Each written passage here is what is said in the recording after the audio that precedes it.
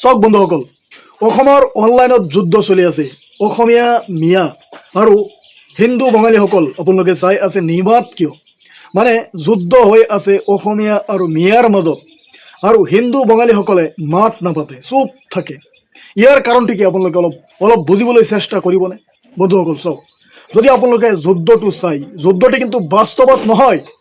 বাস্তৱত অসমীয়া আৰু মিয়া দুয়োৱে খেতি বাতি একেলগে কৰি আছে, হাট বজাৰ ৰাস্তা ঘাটৰ কাম একেলগে কৰি আছে, কিন্তু অনলাইনত মাত্ৰ আপোনালোকে চাব পাৰিব কমেণ্ট বক্সত যুদ্ধ চলি আছে। এই যুদ্ধটো হৈছে মিয়া আৰু অসমীয়াৰ মাজত, আৰু এই যুদ্ধটো তেতিয়াই অলপ বেছিকৈ হয় দেখা গৈছে যেতিয়া নেকি ইলেকশ্যন সন্মুখত আহে।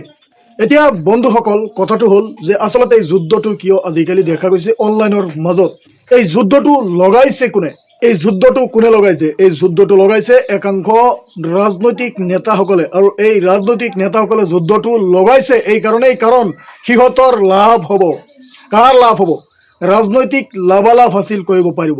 কাৰণ বন্ধুসকল, এটা কথা আপোনালোকে ভাবিব লাগিব, চিন্তা কৰিব লাগিব। মিয়া শব্দটো আছিলে কিন্তু আগতে সন্মানীয়, কিন্তু আজিৰ দিনত দেখা গৈছে মিয়া শব্দটো হৈছে অপমানিত। মিয়া শব্দটো হৈছে একাংশ মুছলিমক একেলগে কৰি টাৰ্গেট কৰি এটা ৰাজনৈতিক লাভালাভ হাসিলৰ উদ্দেশ্য। আজিৰ দিনত মিয়াক গালি পৰা মানে ৰাজনৈতিক লাভালাভ হাসিল কৰা। এয়া চলি আছে অনলাইনত যুদ্ধ। আৰু যেতিয়া কোনো এজনে কয় যে মিয়াই অসমখন দখল কৰি ল'লে, এই ভয়টো হৈছে অসমীয়াৰ অন্তৰত। মিয়াই ভাষা সংস্কৃতি ধ্বংস কৰি ল'লে, এই ভয়টো হৈছে অসমীয়াৰ অন্তৰত। মিয়াই অসমখন বাংলাদেশ বনাবলৈ ধৰিছে, এই ভয়টো হৈছে অসমীয়াৰ অন্তৰত। আৰু এই ভয় সাধাৰণ ৰাইজক দেখুৱাইছে একাংশ ৰাজনৈতিক নেতাসকলে। এই ভয় দেখুৱাই সিহঁতে ভোট ল'ব বিচাৰিছে। আপোনালোকে অলপ ভাবিব লাগিব আৰু বুজিব লাগিব যে দেশৰ ভিতৰত হৈ আছে কি। আৰু এই ভয়ৰ ফলত অসমীয়া কিছুমানে যুদ্ধ কৰি আছে। হয়, কিছুমানে যুদ্ধ কৰি আছে মিয়াৰ লগত যুদ্ধ, বাকী একোৱেই নহয়। কামৰ যুদ্ধ নহয়, ছ'চিয়েল মিডিয়াত আহি যুদ্ধ কৰি আছে। আৰু হিন্দু বঙালীসকল আজিৰ দিনত নিমাত কিয়? আজিৰ দিনত নিমাত এই কাৰণেই, কাৰণ হিন্দু বঙালীসকলৰ এটা টাৰ্গেট হিচাপে হিন্দু বঙালীসকলক দেখা গৈছিলে আগতে, যিটো হৈছে NRC আৰু কা, য'ত হিন্দু বঙালীসকলে যদি মিয়াৰ পক্ষ লয় তেতিয়াহ'লে অসমীয়া মানুহে দেশদ্ৰোহী বুলি সিহঁতক গালি পাৰিব, আৰু যদি অসমীয়াৰ পক্ষ লয় তেতিয়াহ'লে মিয়াসকলে হিন্দু বঙালীসকলক অপমান আৰু গালি পাৰি থাকিব। গতিকে এইসকলে কোনো পক্ষত নগৈ নিজৰ স্থিতিত অটল থাকে। এইসকলে মনে মনে থাকে আৰু চাই থাকে ইহঁতৰ যুদ্ধ। আপোনালোকে কিন্তু অলপ মাইণ্ড কৰিব যে হিন্দু বঙালীসকলে আজিৰ দিনত কিয় মাত মাতিব লগা নাই? কাৰণটো হৈছে ইহঁতৰ বিজেপি চৰকাৰে ইহঁতক কি কৈছিলে, কাৰ জৰিয়তে যিমান হিন্দু আছে বাংলাদেশত বা পাকিস্তানত বা অন্য দেশত হিন্দুসকলক সুৰক্ষা দিব এই ভাৰতত, আপোনালোকে জানেই, কিন্তু মুছলমানক অন্য দেশৰ পৰা আহিলে সুৰক্ষা নিদিয়ে।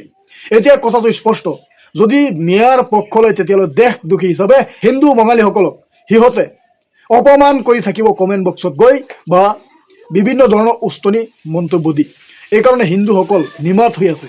গতিকে বন্ধুসকল, এটা কথা মনত ৰাখিব যে অনলাইনৰ যুদ্ধটো কিন্তু বহু ক্ষেত্ৰত দেখা গৈছে বাস্তৱতো পৰিগণিত হ'ব পাৰে। গতিকে বন্ধুসকল, বাস্তৱত যাতে পৰিগণিত নহয়, এই কাৰণে আপোনালোকে অলপ চিন্তা কৰিব লাগিব, চৰ্চা কৰিব লাগিব যে হৈ আছে কি। আচলতে অনলাইনত কোনোবাই যুদ্ধ কৰি ৰাজনৈতিক লাভালাভ হাসিল কৰিব, এয়া কিন্তু ৰাজনৈতিক প্ৰেক্ষাপটত বেলেগ ধৰণৰ দেখা গৈ আছে। হয়, আজিকালি হ'ব লাগিছিলে কামৰ ৰাজনীতি, দেশৰ উন্নতিৰ ৰাজনীতি। হয়, কৃষকসকলৰ ছাবচিডিৰ ৰাজনীতি, শিক্ষাৰ ৰাজনীতি, গৰাখহনীয়াৰ ৰাজনীতি, ৰাস্তা ঘাটৰ ৰাজনীতি, দেশত ঋণে ভৰপূৰ হৈ আছে, এইবিলাক লৈ ৰাজনীতি হ'ব লাগিছিলে। হয়, যথেষ্ট পৰিমাণে যুৱক যুৱতীসকলক চাকৰি দিব লাগিছিলে, এইবিলাক ৰাজনীতি হ'ব লাগিছিলে। কিন্তু আজিৰ ৰাজনীতি দেখা গৈ আছে মিয়া হিন্দু মুছলমান জাতিৰ নামত ৰাজনীতি কৰি একাংশ ৰাজনৈতিক নেতাসকলে ভয় দেখুৱাই সাধাৰণ ৰাইজৰ পৰা ভোট বিচাৰি আছে, আৰু সাধাৰণ ৰাইজেও আমি ছাপোৰ্ট কৰি আছোঁ। গতিকে বন্ধুসকল, আপোনালোকে অলপ ভাবিব লাগিব, চিন্তা কৰিব লাগিব যে এয়া হৈ আছে কি।